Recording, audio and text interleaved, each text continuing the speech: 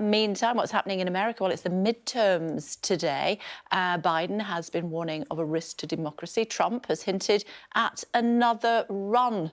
So what is likely to happen to women who enjoy debating this sort of thing, of course, are Scotty and Shola. Hello to you, ladies. Good morning, Scotty. Of course, we should go to you first, given that it's your territory. Nashville, Tennessee is where you are this morning. What are the main issues that we should be looking out for today? Well, while the Democrats are mainly trying to focus and make this all about life and about the Roe versus Wade Supreme Court overturn a few weeks ago, the reality of it is the issues that most Americans are thinking about when they go to the poll and Republicans are urging folks to do is first go to the grocery store and see how much that it costs more now for milk, bread, and eggs. And then on your way to the voting booth, make sure that you go by the gas station and recognize that while prices have come down slightly, we're still increasingly more than where we were even just 2 years ago. And then on your way to the voting booth, they want to make sure that you're safe and look and realize, is your neighborhood safe? As violent crime rates in the United States have increased immensely over the last 2 years. And of course, Republicans are pinning this on the failed agenda to keep Americans safe of Joe Biden. So between those three aspects, those are actually what are on the top of the minds of most of the American electorate. At least that's what the Republicans are hoping for when they go to the voting booth today. Shola? Yeah, let me quickly add, though, that what the Republicans have done very well is to play a strategy of distract and deflect. And they've done this by incorporating racializing the fear of crime, fundamentalizing election denialism, and deliberately sabotaging reforms, economic reforms and other reforms that the Democrats put forward to be able to help Americans live a better life on a daily basis. So it is the Republicans that voted against the Inflation Reduction Act. It's the Republicans that voted against cheaper gas, against cheaper insulin, against abortion rights, i.e. Roe v. Wade, against stimulus checks. It is the Republicans that voted against baby, formula, Voting Rights Act, marriage equality, and so many things that would have made the lives of Americans much better. I want Americans, when they go to the grocery store and have to buy food at a higher price, to remember that it is the Republicans that voted against it, that made this possible. I want them to remember when they go to the gas station and they're paying a higher price, that it is the Republicans that stood against the opportunity for them to buy less. So, and what the Democrats have not done as well is to make this the topic of conversation.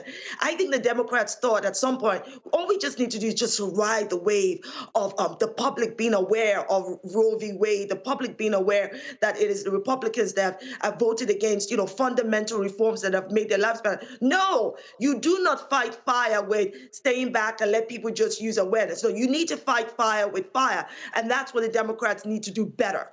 And as I said, the Republicans have used this midterm elections to become the ground zero of election denialism. Think about it. A lot of the Republican candidates are election denial. It's unbelievable. 22 candidates for governor, 19 candidates for Senate, 12 candidates for Secretary of State, and 10 candidates for Attorney General, all have either denied the 2020 elections or cast doubted it.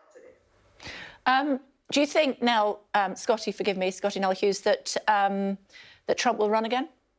Well, I want to get to Trump, but I do have to say this, Kay. You want to talk about election denial? You're going to hear the biggest case of election denial tomorrow morning when the Democrats wake up and those races that have been decided are clearly not in their favor. We're about to hear the biggest about election denials, and that's going to be all the way from dog catcher all the way up to federal offices like senator.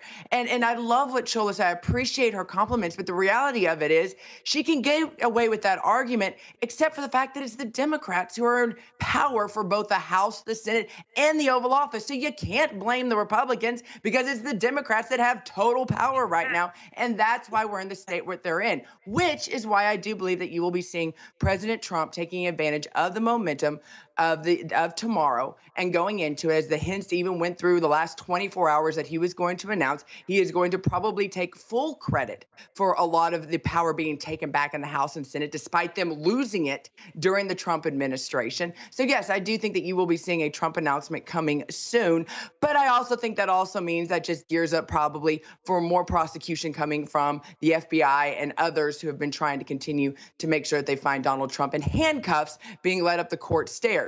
We'll see how the two counter for each other. Makes for great TV. Oh my goodness. I think, Scotty, you and I agree on something, though. We agree that Trump is going to try to come back to run again and take credit. Absolutely. That is DNA. But where we disagree, which is much, right? Where we disagree is this. You saying that you can't blame the Republicans, it's because the Democrats are in power. That's not the point. It is the actions that the Republicans take with the power that they have in Senate, in the House of Representatives. They voted against crucial reforms that would help the American people. So the American people need to understand where their bread is buttered, and it is not with the Republicans. That's the point I'm making. And about Trump, let's make this really clear.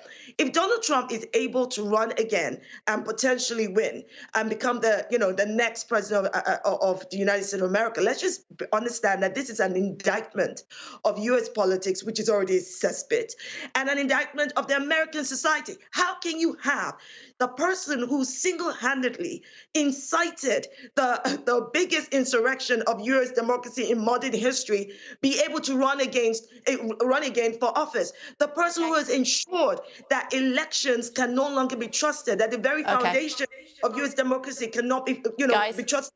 How can you have that person back as U.S. president? OK, guys, that's a good taster for what's going to happen today. Hopefully we might be able to chat to you about the results tomorrow. It's great to see you both. Thank you very much indeed. Thank you.